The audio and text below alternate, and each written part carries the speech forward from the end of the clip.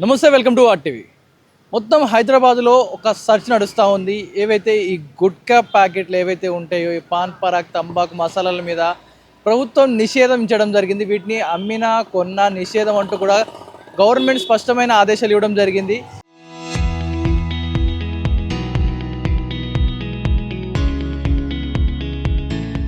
నిన్న మొన్న గత వారం రోజులుగా డ్రైవ్ నడుస్తూ ఉంది. చుట్టుపక్కల 100 మీటర్స్ నియర్ బై స్కూల్స్ దగ్గర ఉన్న పాన్ షాపులు కావచ్చు, సిగరెట్ షాపులు అన్నింటిలో సిగరెట్లు కూడా అన్నీ కూడా అమ్మకూడదు అంటూ కూడా వారి దగ్గర ఉన్న అన్నీ కూడా స్వాధీనం చేసుకోవడం జరిగింది. అదేవిధంగా ఇదైతే మనం చేతిలో చూస్తున్నారో కొన్ని టబాకో సంబంధించిన ఇవి ఏవైతే మనకు సిమ్లాలు గుట్కాలు అంటూ అమ్ముతూ ఉంటారో, ఈ ప్యాకెట్స్ ఏవైతే ఉంటాయో వీటిని కంప్లీట్గా గవర్నమెంట్ బ్యాన్ చేయడం జరిగింది.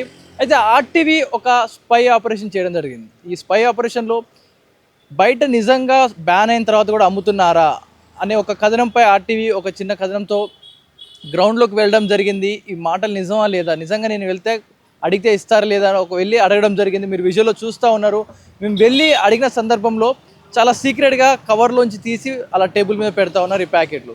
మరి వీళ్ళకి ఎక్కడి నుంచి వస్తూ ఉన్నాయి ఇవన్నీ కూడా? ఇటు ప్రభుత్వం నిషేధించిన తర్వాత కూడా ఈ షాపులలోకి ఈ గుట్కా ప్యాకెట్లు ఎలా వస్తూ ఉన్నాయి, ఎవరు తెచ్చి అమ్ముతూ ఉన్నారు, ఇంత సీక్రెట్గా ఎందుకు అమ్ముతూ ఉన్నారు?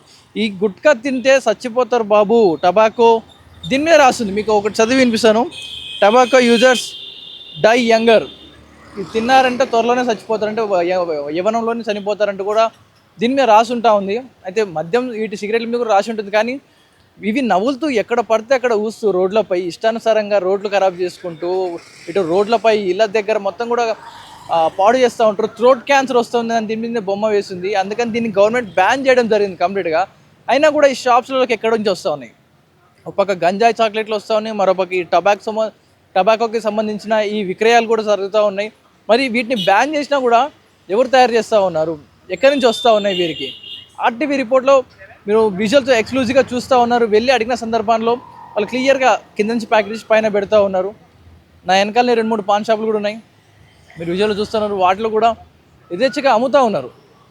చాలా క్లియర్ కట్గా అమ్ముతూ ఉన్నారు. ఆ పాన్ షాప్లలో వాటిలలో మొత్తం కూడా వెళ్ళి సైలెంట్గా అడిగిన నేపథ్యంలో ఇలా తీసి పైకి ఒక యువకుడైతే ఏకంగా పైకి చూపించద్దు భయ్యా, పోలీసు వాళ్ళు చూస్తే పట్టుకెళ్ళిపోతారు మా దగ్గర నుంచి అంటూ ఉన్నారు. ఇంత సీక్రెట్గా అమ్ముతూ ఉన్నారు.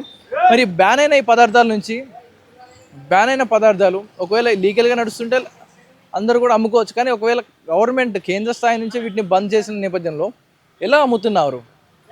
ఆర్టీవీ మీకు ఎక్స్క్లూజివ్గా చూపిస్తూ ఉంది విజువల్స్లో. మీ దగ్గర కూడా చుట్టుపక్కల ప్రాంతాల్లో ఇలాంటి అమ్ముతూ ఉంటారు. చాలామంది కూడా అపార్ట్మెంట్స్ ఎక్కేటప్పుడు మనం చూస్తూ ఉంటాం. మొత్తం కూడా మెట్ల మీద మొత్తం కూడా ఊసేస్తూ ఉంటారు. గవర్నమెంట్ ఆఫీసులు, వాష్రూమ్స్ కావచ్చు, బయట ఎక్కడ పడితే అక్కడ ఈ తంబాకు నవిలి ఊస్తూ ఉంటారు. ఎంత విచక్షణ రహితంగా చేస్తూ ఉంటారు. అంతా కూడా ఎంత గలీజ్గా చేస్తూ ఉంటారు. వీటిపై యాక్షన్ తీసుకోవాలి.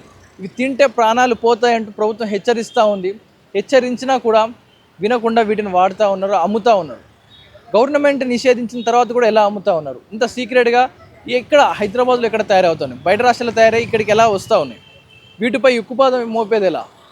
ఇటు వీటితోనే పాటు డ్రగ్స్ ఎలాగ అయితే వస్తూ ఉన్నాయో, గంజాయి చాక్లెట్లు ఎలాగ వస్తూ ఉన్నాయో ఇవి కూడా అలాగే వస్తూ ఉన్నాయి. ఇవే ప్యాకెట్లు రేపు 2-3 రోజుల్లో గంజాయి కూడా రావచ్చేమో. నా చుట్టుపక్కల వెనకాల పాన్ షాపులు చూస్తూ ఉన్నారు.